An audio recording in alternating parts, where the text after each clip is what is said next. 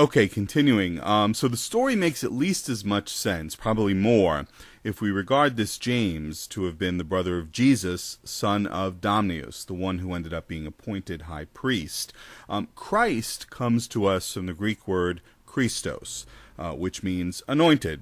The Jewish high priest is often called the anointed, as Josephus, a Jew, would have known. See, for example, Leviticus 4, verse 5, where the high priest is called, quote, the anointed priest. In Hebrew, Mashiach, Messiah, the anointed one. In the Septuagint, the Greek translation of the Hebrew scriptures, it's Christos. The high priest is called Mashiach or Christos 4 times in Leviticus.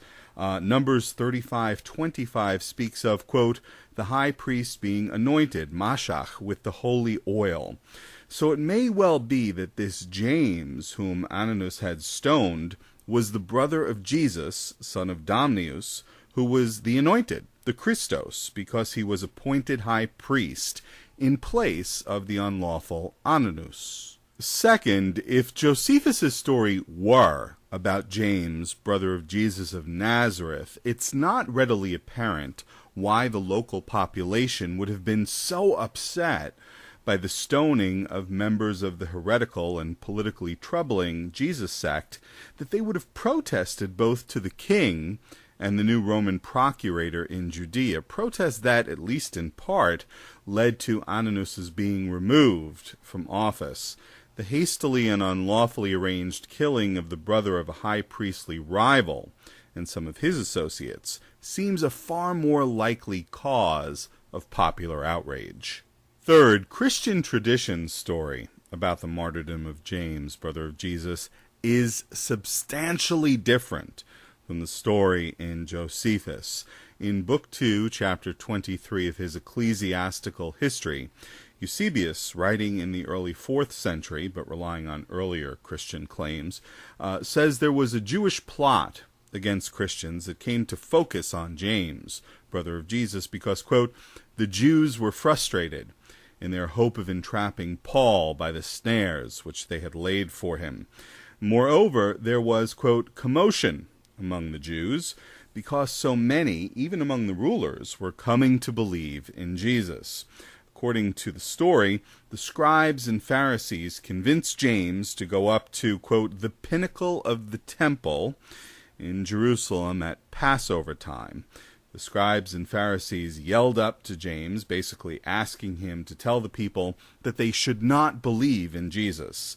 No surprise, James does exactly the opposite, which leads to even more people converting to faith in Jesus. The scribes and the Pharisees realize that their little plan sucked, so they scramble up to the pinnacle of the temple to throw James off. Guess what? James survives the fall to the ground. Now, I have to pause here for a second to say that it's a leitmotif in these apostolic martyrdom legends that you just can't kill these guys. Boil them in oil, they survive. Throw them off high buildings, they're fine. Crucify them, and they will continue to live for days, lecturing people from the cross, and so it goes on. Poor Jesus seems an easy mark by comparison. When they got him, they got him.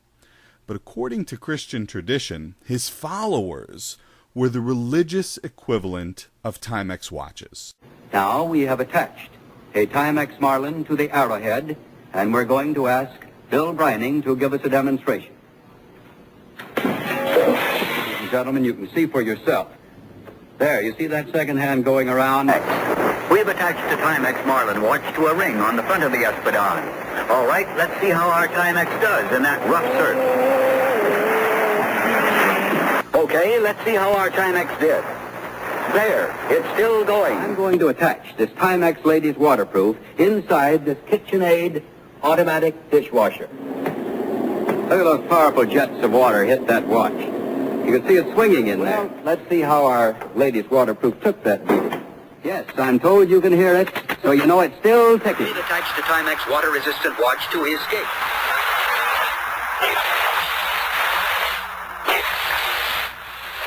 Now let's take a look at that watch. See the sweep second hand going? We've got a Timex 100 to the propeller of this motor. It can stand up to anything that will happen in daily wear. Pull it right out now, will you? Let's take a look.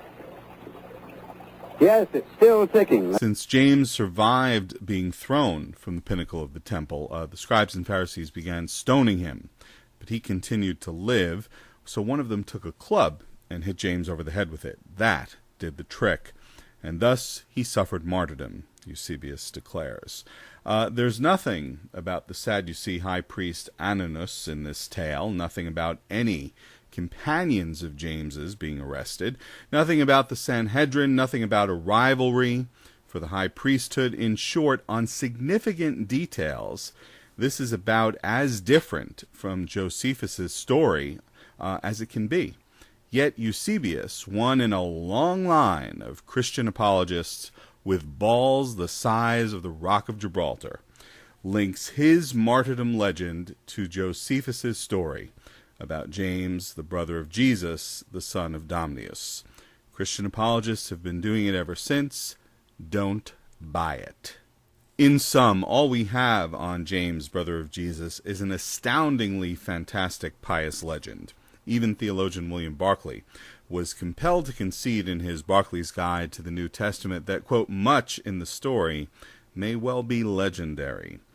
Barclay even points out that the story in Eusebius dates the events differently, placing them at least 4 years later than Josephus's story. Cross James, brother of Jesus, off the list. We don't know what happened to him. What about Andrew? Christian apologists claim that he was crucified in Greece on an X-shaped cross.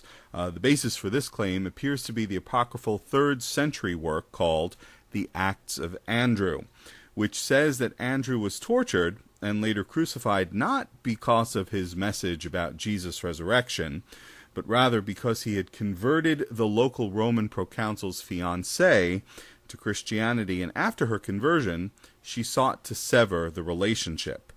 This angered the proconsul greatly, and he had Andrew arrested and eventually ordered him executed.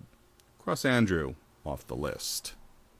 It's worth noting that the jealous husband or jealous lover thing comes up with some frequency in the apostolic martyrdom legends. What about Matthew? Christian tradition is divided as to whether Matthew even was a martyr or died of natural causes. According to Clement of Alexandria, Matthew died an old man in or about 90 CE. If true, cross his name off our list.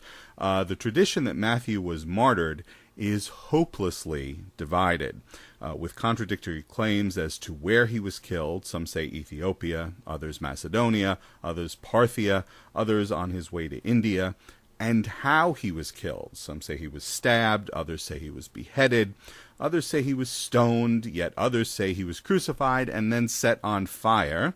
As noted earlier, these stories often include multiple attempts to kill. Bottom line, there is no conclusive evidence as to whether Matthew died as a martyr, much less for how, when, and under what circumstances he might have been killed. Simply put, there's no meaningful evidence for the wouldn't die for a lie argument here. Cross Matthew's name off the list.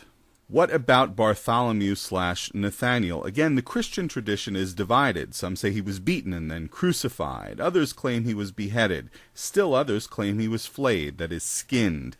And even those who say he was skinned can't agree on the details. Was it with a whip? Was it with a knife? Michelangelo was partial to the flaying story in his great fresco The Last Judgment, which is on the altar wall in the Sistine Chapel.